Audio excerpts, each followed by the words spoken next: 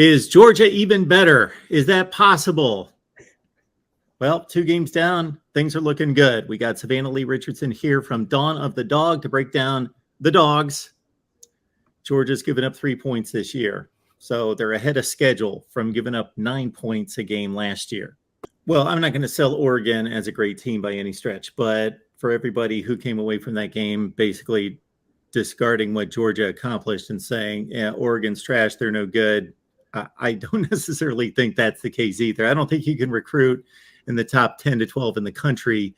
And I think it's going to be proven that Oregon's not great, may not win the conference, but they're a good team. I don't know that anybody else in college football comes close to dismantling that team, anything close to 49-3. So this is more about Georgia than Oregon. Oregon's probably about what we think they are. They're a 9-3 team. This is Georgia being that good. Man, let's first look at the defense because of all the losses, the 5 NFL draft selections just in the first round. Who are some of the young guys, maybe some guys we're not necessarily familiar with because obviously they have yet to give up a touchdown.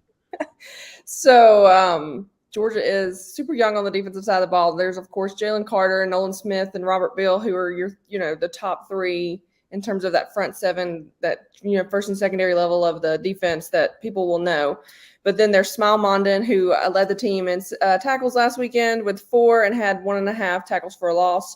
He's somebody that's really going to be good for Georgia at the inside linebacker position. Him and Jamon Dumas Johnson, a.k.a. Pop. Those 2 guys right there are going to be your dynamic duo at the linebacker position because they kind of feed off each other the way that Quay Walker and Nakobe Dean did last year. They're just super young. But the funniest thing that I tell people is this, we all saw how fast that linebacker group was last year. This one's going to be faster by the end of the season just because they are a different breed. And that's just what they got recruited for, was their speed, but also their high football IQs. And that's kind of what makes me so excited about Smile is that high intelligent, high octane, just, instinctive nature that he has. And then you also have Malachi Starks in the secondary as the safety. He caught that first interception of the season and kind of just burst onto the scene. I really expect him to be a starter for the rest of the year as long as he keeps working the way that he is. You're talking about the stretched out the interception. Yeah, that superhero kind of stretch. Yeah. Mrs. Incredibles, if Mrs. Incredible had a son that did exactly what she did, kind of thing. And then you got Javon Bullard, you have Keely Ringo, Dalen Everett. Those are 3 other guys that are going to be in the secondary. You also have Chris Smith still back there as the veteran. William Poole didn't play a lot, but at the same time, I'm not that surprised that he didn't play that much because of so much talent surrounding him. He probably just had somebody a little bit better than him. We'll probably see him in later game situations, but this defense is full of young names. I can't even forget about Mykel Williams, first sack of the season last week against Samford. Looking for him to be even more of a force moving forward now that he's got that first, hit down. So those are some names for sure, but you still have your veterans that were around last year too that people keep forgetting about. All right, Stetson Bennett. Let's talk about him, Savannah. So I always thought he was better than most people thought, and he was always better than all of us thought for all that time because obviously people look at 3-star and walk-on and then they don't watch the play on the field. And then when he proved some things the last couple of years, I always thought, okay, if this guy could eliminate about 2 mistakes a game, those are what you really cost him at times, making about 2 bad reads, 2 bad decisions. And then I really thought that when he overcame what he overcame in the last 4 or 5 minutes of the national championship game, I said it all off season. I said, we may see a guy that has always been super confident, regardless of what everybody's telling him, super confident in his own abilities, but he proved something where he was hit with adversity. He was hit with a challenge. He was hit with something that, could have went the other way. And Kirby, to his credit, put the game in his hands, had him air it out a few plays, couple play action, deep throws to get his confidence back, put the game in his hands, and he delivered. And, you face Alabama when Georgia can't beat Alabama. You face a deficit with 4 or 5 minutes left in the game. You get hit with a questionable call that may decide the game. Everybody thinks it's lost. And you come back from all that when you're doubted anyway. I said it all off season. This guy may come back like supremely confident. Like he slayed the dragon. He did it. And, you know, I ranked him like 6th or 7th best quarterback in the country, and people thought I was crazy. But here he is. Throwing times all over the place. 100 plus yards the first 2 games. Yeah. Aaron Murray said before the season that he thought Stetson would be better than he was last year. And I kind of thought, I was like, oh, wow. I mean, he was really good last year outside of, like you were saying, the 1 or 2 mistakes that he kept making when he didn't need to make them. But the confidence that he has on the field right now, I haven't seen that out of him before. And I got to go to the Oregon game, sit in the press box, and seeing him live again for the first time since – I didn't get the year I don't even remember. I don't even think I've seen him live like that. And his decision making is so more crisper. Like, it's just a night and day difference.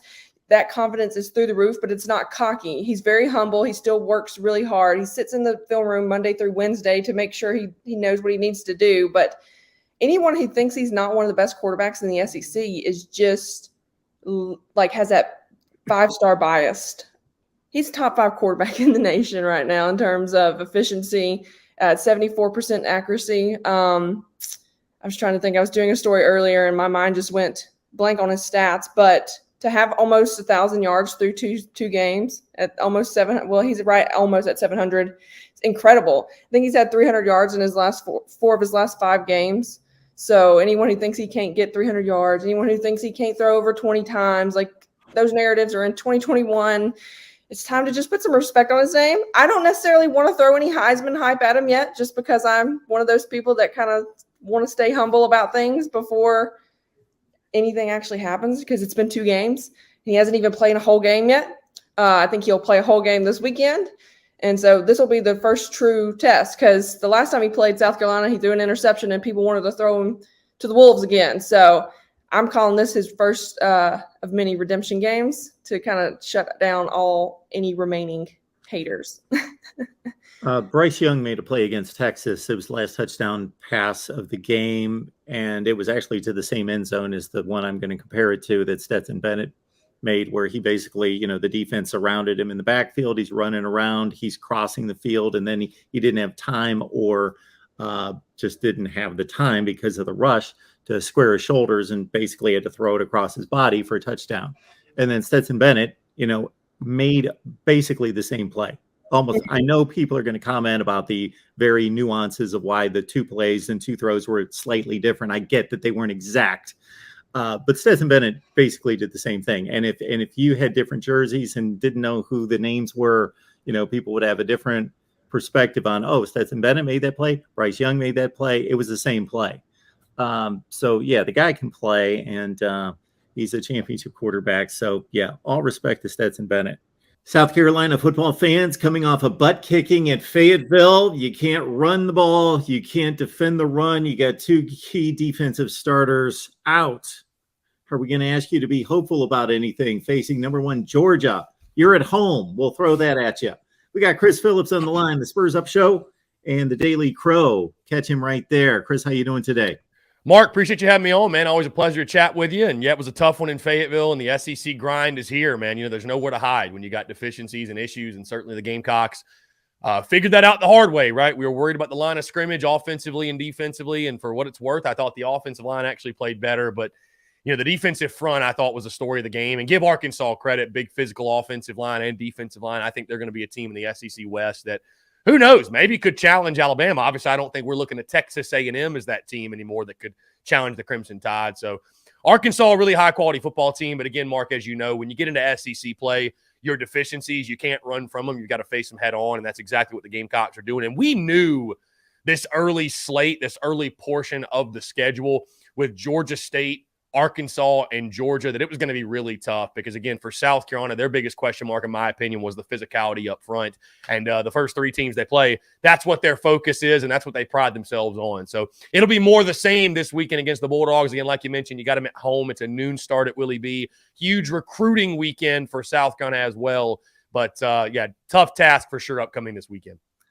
No Jordan Strachan, not just for this game, but coming off the edge the entire season. Mo Kaba, same deal with him, out for the entire season. Two huge defensive losses right there. Yeah, no, for sure. It hurts. It hurts. Strawn's a guy that I actually picked to be your leading sack getter this season. The transfer from Georgia State, obviously was on the roster last year.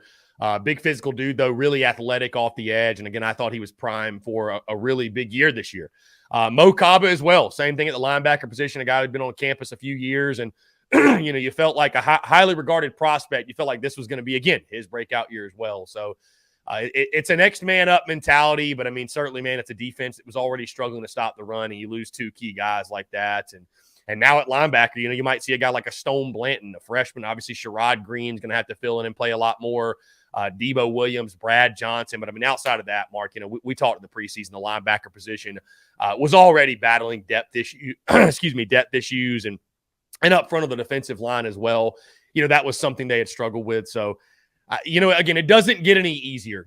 I think thankfully, after you play Georgia, the matchups might become a little bit more favorable in regards to just who you face and the offensive lines, you're going up against not being as daunting. But yeah, it's two huge losses and it's just, injuries. A lot of injuries are just bad luck. And those two guys, heck, I think it was on the same play. They got hurt, tore their ACLs. So you just wish them a speedy recovery. Unfortunately for Strawn, I think it's actually the end of his college football career because I think this was like his 6th season. So you just hate to see it. I mean, you hate to see it no matter if a guy's got another year left or whatever. I think Kaba will bounce back, obviously, and come back. But you just hate to see it. I mean, it's tough, and this defense has got to find a way to, again, next man up. Clayton White's got his hands full, and again, certainly with the Georgia Bulldogs coming to town, which I just look at Georgia, I thought Arkansas was just a better version of what Georgia State was, and Georgia is a way better version than what those two teams are, right? So, again, it was already going to be a tough task. Now you're down those two guys. It's going to take a Herculean effort for sure. Yeah, so can you take anything positive away from Arkansas? Because what I saw in that game was a team that got dominated on both sides of the line of scrimmage. We outlined you can't run it, you can't defend the run, and bottom 5 in the nation in both categories, and that's with playing Georgia State. We talked to you last week about the concerns that you can't push around a group of 5 team, and then Arkansas, obviously, that there was a puncher's chance there in the fourth quarter with a big comeback and a couple Spencer Rattler touchdowns, and but it was really never a competitive game after it got past 21-16. Yeah, line of scrimmage play is it's Mark, I look at this football team, and I don't think this is a harsh way of putting this, and it's not even really meant as an insult. I guess it's something that we should have known, like, no duh, this was going to be the case. This feels like the same exact football team as last year, just with a better quarterback. In the sense of that a lot of your same issues you were facing last year, again, you're facing this year. And so why, and I don't know why we didn't see that coming more so, I guess, or why Gamecock Nation as a whole, I guess a lot of folks, blinded by their garnet and black glasses, if you will, but same 5 offensive linemen, a lot of the same guys up front defensively. Line of scrimmage struggled last year, right? This isn't rocket science. I mean, it's just the transitive property and carrying over. But positives from Arkansas, I think certainly there were positives. Having some offensive success, seeing a guy like Antoine Wells break through, I think it was 8 catches for 189 yards. He looks to be the part, looks as good as advertised, the transfer from James Madison, and certainly a guy, that you hope is going to be a go-to dude week in, week out. So just seeing this football team have offensive success in the passing game, Spencer Rattler, while he did not play perfect, if there's anybody out there who thinks he's not the best option for this football team under center, just throw you in the loony bin and get rid of the key. I mean, that's kind of the way I look at it. So, I think positives on the offensive side, having some offensive success defensively.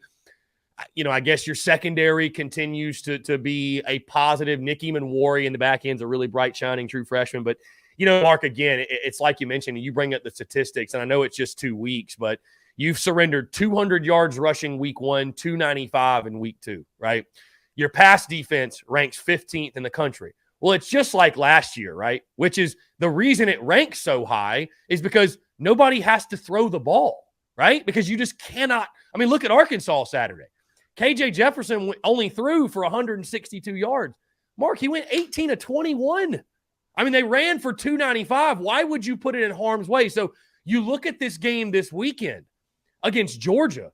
And I mean, if Stetson Bennett throws more than 15 passes, Georgia's OC should be fired. You know what I mean? Like, what's the point? Why would you put the ball in harm's way? At least going off of what we know. So it's a lot of the same deficiencies, a lot of the same issues. And here's the thing. They won 7 games with a bowl game with those problems last year. We'll see if they can do it again. But for me, the reason I left Saturday feeling no more victories, but somewhat positive, I think just seeing this football team have some offensive success, it at least gives you encouraging signs that, there's life in the offense. I think we feel like once the matchups get better, Arkansas was a horrid matchup. Once the matchups get better, this defense will do enough to keep us in ball games and give us a chance to win. But it all comes down to the offense. So to see them have success, that was the big question mark coming in. I think did please a lot of Gamecock fans for sure. Talking up South Carolina football, Chris Phillips, join him right there on Twitter. You see his handle right there, the Spurs Up Show and the Daily Crow. That's the lineup, right, Chris? Did I miss anything? Yeah, no. So the podcast drops 3 times a week, Monday, Wednesday, Friday on iTunes, Spotify, Stitcher, Google Podcasts. That's under the name The Spurs Up Show. The Daily Crow is our daily live show, like you mentioned, that airs noon to 2 Eastern time. Monday through Friday, and that airs on Facebook, YouTube, Twitter, and Twitch. You can call a number. We have a call-in number that's 843-790-3377. Call the beauties and the banters, we always say. So we discuss, debate, what have you, have great conversation. We have daily guests on all throughout the week as well, ranging from folks like Steven Garcia, folks within the 24/7 Sports Network with South Carolina, J.C. Sherbert. We have guys like, Pro Football Focus guys, Jake Crane of Crane & Company, and also my good friend Alex McGrath, who we'll have on today. So a lot of fun, really, really good stuff. And you can also check that out. The Daily Crow does drop in podcast form every day around 3 o'clock or so on iTunes, Spotify, wherever you get your podcast. And, of course, we're all over social media, just at the Spurs Up Shows where you can find us. Chris, considering what we saw Georgia do to Oregon, considering what we saw in Fayetteville, isn't this season teetering on what you set us up for the entire offseason? You set us up for the positive side, then you said the negative. Look at this early season schedule, and if this roster and this team gets beat up physically and also gets beat up emotionally, then it could go south. Well, and here's the thing, though, Mark, too. Through 2 weeks, this season, I mean, outside of Georgia State being a much tougher 21-point victory than I expected, like Arkansas went exactly as I thought it would. Outside of it being as high scoring as it was, I did not expect it to be so high scoring. But we talked about for months that it was a bad matchup in the trenches, right? The physicality of Arkansas, and you knew what your deficiencies were. And it was a game, a matchup of their strength against your weakness, and you were going to get exposed. Georgia's the same way. And here's the thing. Georgia is going to beat up on a lot of people. I mean, they're really good. We're talking about a Bulldogs team. They ain't surrendered a touchdown yet, right? Stetson Bennett's thrown for 300+ in the first 2 games. I picked them to go undefeated, really, really good football team. But, yeah, I mean, Mark, like you mentioned, if you do start this season 1-2, it's exactly where I picked you. You're going to have the 2 games against Charlotte and SC State, I think, to lick your wounds and to battle back and to sort of figure some things out. Then the season, I think, Mark, will come to a head in Lexington against Kentucky. I listed the Missouri game in the preseason as the most important game, and I stand by that because here's the thing. Folks think 6-6 is the worst case scenario, disaster, failure. No. Lose to Mizzou. Going 5-7, that will be utter disaster, right? That's why I picked it as the game you have to win to have a good year.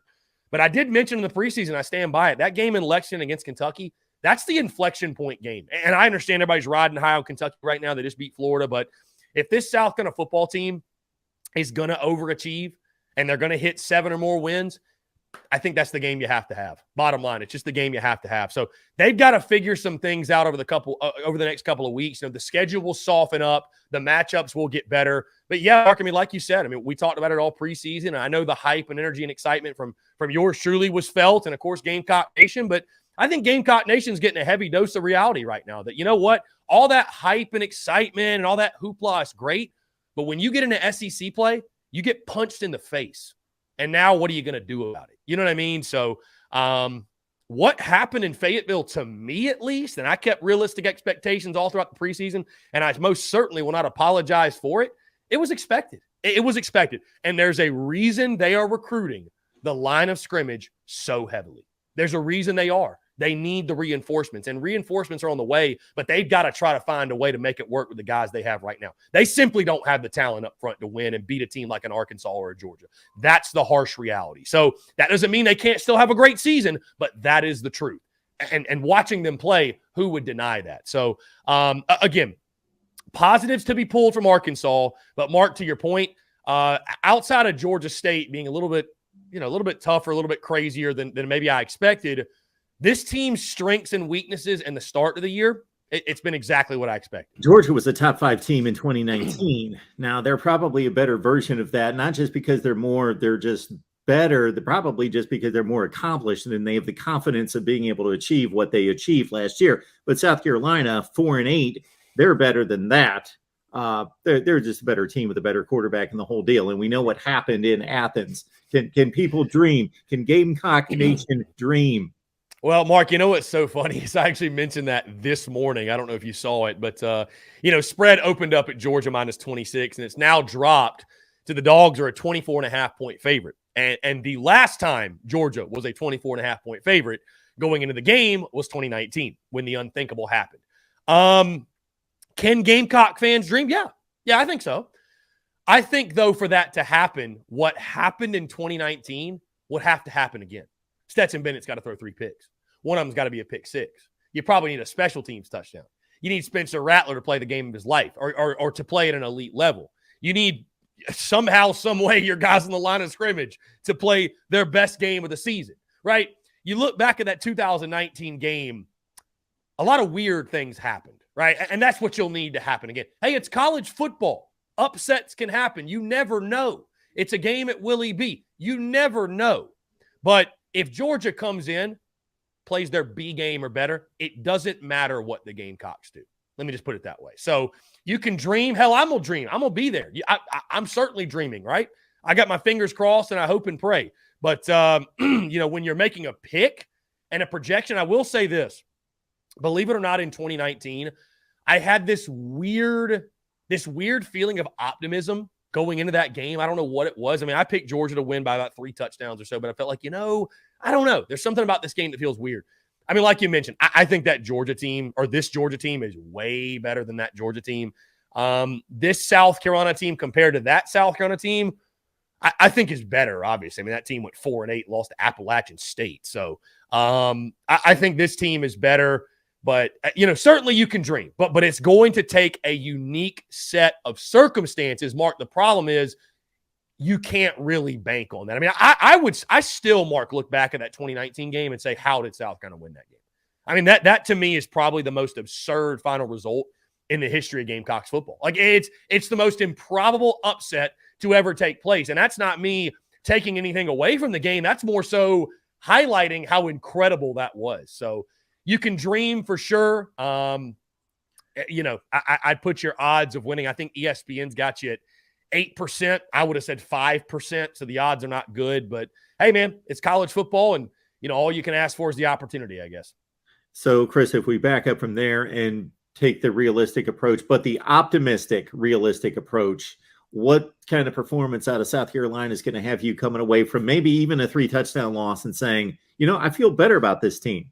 Yeah, I mean, that Mark, that's what it's about, is making this a game late into the ball game, right? I mean, that's because this season was always going to be judged based off how you won and how you lost football games, right? And so if you don't beat Georgia, it's not the end of the world, right? Nobody's gonna question Shane Beamer or question this football program or the trajectory. But you look at last year, you look at year one, you just got blown out, right? Got blown out of the water against the likes of Georgia, A&M, Clemson, all the big games, whatever. So it's about how you win and lose. So if you can make this, it's a 10-point game. It's a 14-point game going into the fourth quarter. And I know that sounds terrible. The expectations are so low. That's where we are. You don't like it? Stop watching. I don't know what to tell you. That's where we are. Make it a fourth quarter game. I think getting any sort of push, Oregon ran for 140 yards on Georgia. Dude, if you can run for 100 yards or more, I mean, that would be, I think that'd be a hell of an accomplishment. And again, maybe that just goes to show how low the floor is. But Mark, in the first 2 games you've ran for, I think the totals were something like 64 and 49 yards or something like that. So if you could run for 100 or more against Georgia, hey, I think scoring a touchdown against Georgia would be an accomplishment because Georgia hasn't even allowed one yet this season. Granted, I think the Gamecocks will indeed score a touchdown. I just think make it a close competitive ball game. Again, Mark, I can handle Georgia being the better football team, them beating you, but give the Dogs hell for 60 minutes. That's really all I ask for. You know what I mean? There are no moral victories, but when you keep a realistic perspective and a realistic scope like we do, and you understand where your program is and where Georgia's program is, and they're where you want to be. But again, it's about playing the right way, executing your at home, putting your best foot forward for 60 minutes. Let the chips fall where you may. You know what? If Georgia beats you by 28 and they just flat out beat you, tip your cap to the better football team. But, I think encouraging signs will be if you can just slow down the run defensively and you can just somewhat run the football. Also, I think if you get a positive performance out of Spencer Rattler, I think that would go a long way. Again, I'm not saying him throw for 300 yards, but just take care of the football, make plays when they're there, play smart football, kind of see his talent shine, if you will. I think most certainly that would be a positive as well. But, there's no moral victories, Mark. I mean, damn it, we're in excuse my language. We're in SEC football, though. I mean, there's no moral victories here, but certainly there can be encouraging signs in this ball game. All about in year two of Beamer, how you win and lose, in my opinion. 40-13 last year. I remember watching that game, and if you take the simple approach, like you mentioned earlier, roughly the same type teams outside of Spencer Rattler, he should be able to produce some more points than 40-13. So maybe it's a little bit more competitive. Yeah, that was interesting going in that game last year because I feel like we were having pretty much the same conversation in regards to will South Carolina even score a touchdown? And they go right down the field, the opening drive. I'll be curious to see what Marcus Satterfield's game plan is. That first drive's always scripted. What that first drive looks like in this ball game. Would not be surprising. They're going to have something dialed up, if you will, for Georgia. And, of course, they're watching them on film all week. It's going to be, what do you do beyond that? Because, again, Georgia's just elite defensively. I mean, listen, the transitive property doesn't really apply in college football, but you look at last year and that, what was it, 41-13 you said was the final on that one, 41-13? Yeah, 40-13. Okay, and the Gamecocks did cover the spread for what it's worth. But, I mean – listen, miracles can't happen. Crazy things can't happen. Realistically, I'd just like to see South kind of make this a fourth quarter game. It just in some whatever. I mean, if you're down by 10-14 going to the fourth quarter, I think that's a success. You're keeping yourself within striking distance. What Gamecock fans just can't live with, again, is just the game being over by halftime. That's how it's felt recently, where it's just you see it. We're getting dominated. And this team has had such a bad habit of getting off the slow starts. Right. So, again, just give Georgia hell for 4 quarters, see where the chips fall. You never know. College football is crazy. We saw it back in 2019. But, I'll drop a score prediction later this week. But, I got to be honest with you. I'm keeping my expectations in check for this one because I do believe in Georgia. I think it's more so tip the cap to Georgia. They're an elite football team. Again, I've got them going undefeated, losing to Bama in the SEC title, but I got them going undefeated, dude. They're legit. I mean, Kirby and those guys, they've done an incredible job. They were recruited at a high level. I mean, they got all these new players on defense. I understand, but this year's crop of guys, these new guys, they're just the next round of draft picks. You know what I mean? So it's a tall task for the Gamecocks, no doubt. And you look down you look across the board. I mean, where would you say the Gamecocks have the advantage? I'd argue nowhere. The only place you could really argue is the quarterback position. I don't think Stetson Bennett gets enough love, to be honest with you. So he doesn't. So it will take a Herculean effort, I think, for the Gamecocks to make this, a 1-score game going into the fourth quarter. But again, crazier things have happened. Hopefully Cam Smith and R.J. Roderick are back to give you more star power in the secondary and experience right there. They're going to be needed. And I mean, Mark, you're not to cut you off, Mark, but I think those guys will be okay. But that's the crazy thing because you talk about the secondary. What's interesting is it's like the game plan, I think, defensively is the same for the third week in a row. You have to slow down the run. You have to get Georgia in third and long. Because here's the thing. If you really do have a top 10 nationally ranked secondary, they can't flourish and thrive if you're not getting the opposing offense into passing downs. You know what I mean? That was the problem against Arkansas. I mean, you can't make a living when it's 2nd and 2 all day. So when it's 3rd and 3 all day. Like, you just don't have a chance. So it's the game plan is the exact same. I think the Gamecocks, they have to load the box. They have to sell on stopping the run. And that's all fine and dandy, but you look at those tight ends Georgia has. You look at the weapons they've got on the outside that I think are underrated. Stetson Bennett's thrown for 300 plus 2 straight weeks. I mean, I tell you, I really feel for Marcus Satterfield, Clayton White, and Shane Beamer sitting in that film room this week because they see it. They see it, right? Everybody who plays Georgia is going to see it. How do you attack them? You really do. I mean, going into a game like this, you really do have to hope for an off day from the Bulldogs. You just have to. You have to hope they're turning the ball over. They're just not sharp. Maybe they're overlooking the Gamecocks. God forbid. Maybe they spent their entire week at Buddha Bar in downtown Athens and coming to this one sluggish. I don't know, but that's what you have to hope for. Because, again, if Georgia's sharp, they're executing, they're playing their A game, there's only one team in the country, Mark, I think can probably beat them, and that's Alabama. South Carolina comes up this week, and I think, Savannah, that during the offseason, people are looking for under-the-radar upset possibilities, and this was kind of a chic one to go toward because, okay, Georgia loses all these people, and South Carolina's finally got a quarterback, and they got a really good coach. All this, they're an up-and-comer, potentially. And they have upgraded considerably at quarterback. But after watching them against Arkansas, I don't know that this is going to be the challenge that people were hoping it was going to be. Yeah, I think they're going to give Georgia a test just because it's an SEC opponent. Spencer Rattler does have a lot of talent.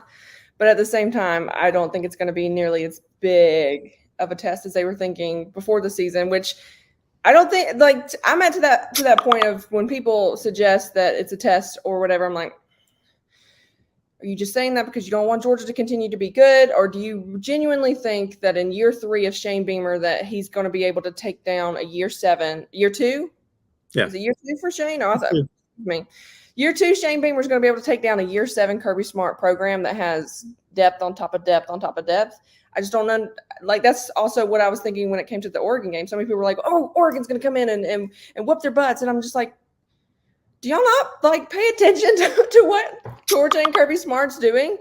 They are literally out recruiting anyone except Alabama and Texas A&M, if you want to throw them into the equation. And so that depth is going to come into play this weekend. Spencer has not played well at all this season, and when you have a defense like Georgia who has already been questioned about their ability to rush the passer, we're going to look for that this weekend because Georgia's going to come after him and look to put him in the dirt because that's something that everybody thinks that Georgia can't do right now.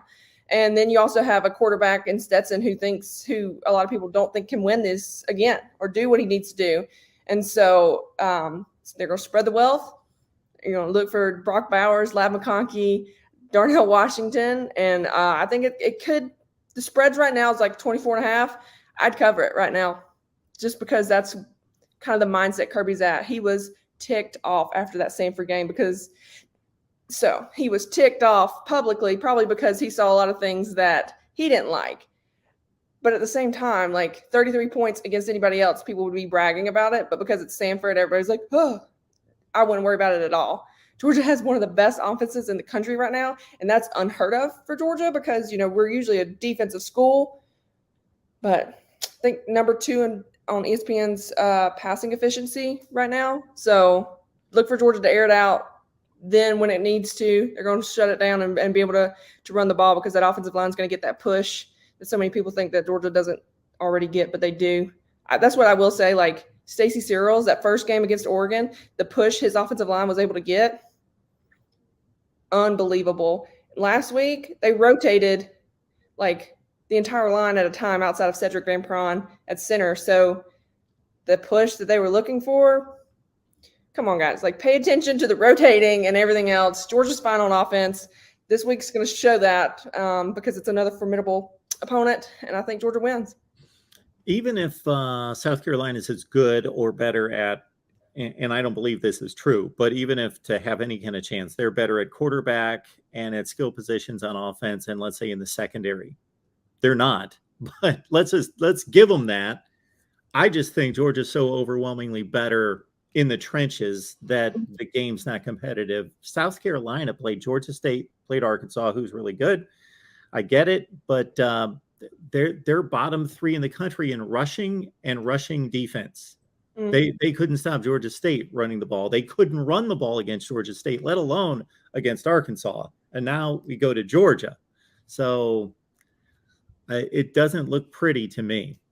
Yeah, Georgia hasn't necessarily had to run the ball a ton against Oregon or Samford. So this is the first week that they'll be able to utilize Kenny McIntosh and Kendall Milton running instead of just, using them out of the backfield in terms of the passing game. But I like that analogy. Is you win in the trenches, and that's something that Georgia's transformed under Kirby, is that trench play, and that's where he wants to be the most dominant. And I think Georgia wins that battle up front easily. I like Georgia's running backs better than I like South Carolina's running back, all the way down to Branson Robinson. Like, Branson is a little phenom who's just itching to get back out there, but because he has 2 veterans in front of him, he's gonna have to wait his turn. So I think you're gonna see Georgia it's going to be a balanced offense, just because in my mind, Georgia's using a lot of the passing weapons right now to recruit for ahead. They're showing wide receivers and stuff that, hey, we do spread the wealth. We get the ball to a lot of people, but at the same time, getting back to the basics and being able to run it down someone's throat, especially someone like South Carolina, that's just SEC ball. And that's what Georgia's going to have to do. You got to be good at both. The only injuries of note you mentioned to me before we started to record, A.D. Mitchell and Arian Smith. Mm-hmm. The 2 wide receivers, A.D. hurt his ankle, I believe, in the first offensive series against Samford last week. And Kirby said that he could have gone back in, but they chose not to put him back into the ball game. Then some of the rumors were like, oh, he's going to be out for a while. Kirby said yesterday that they're hopeful he can go. But if Georgia's in a comfortable situation where, you have Lab McConkey and Brock and them being able to pull down balls and stuff, I don't think you're going to see him against South Carolina, just to make sure he's healthy moving forward. You may not even see him until the week after Kent State because of that. When you have healthy receivers, healthy downfield threats like him, having them 100% is more important than using them against Kent State. I think Georgia has the weapons to utilize this weekend without him. And then Arian Smith took out the ankle injury that he had back in fall camp, I believe. Probably a couple of more weeks with him, give or take, maybe a little more. That's just one of those kind of up in the air injuries that if you don't fully heal from it, it'll continue to, nag you. And the kid's already had a ton of injuries to begin with. So getting him 100% is far more important than, putting him back there sooner than later. Savannah, I'm warning you and the rest of the dogs, look out for the mighty golden flashes of Kent State. Oh, I'm excited for the Kent State game. I really am. That's my alma mater. Oh, cool. Everybody was like, no more cupcake games. But when it comes, they're for a reason. You have them so these programs can continue to be around. And there's so many kids that actually make it to the NFL from some of these lower tier schools. It's just like, you don't take those away. You have to figure out how to utilize them to the best of everybody's advantage, unless you're Texas A&M, of course. But Kent State probably has the worst tradition in the history of college football that has produced as many big names as they have. Lou Holtz, Nick Saban, Jack Lambert. Oh, wow. Julian Edelman, Antonio Gates, Josh Cribbs. Wow. A lot of other people I'm sure we'll get comments in the comments section, people I've left out. But they win their 2 or 3 games a year usually. So that's Kent State deal. All right, Savannah, appreciate you being here. Everybody catch Savannah's work at Dawn of the Dog. It's right there on the banner, and you see your Twitter handle there as well. Savannah, we appreciate it. Enjoy the game and get that first SEC win. Thanks, Mark.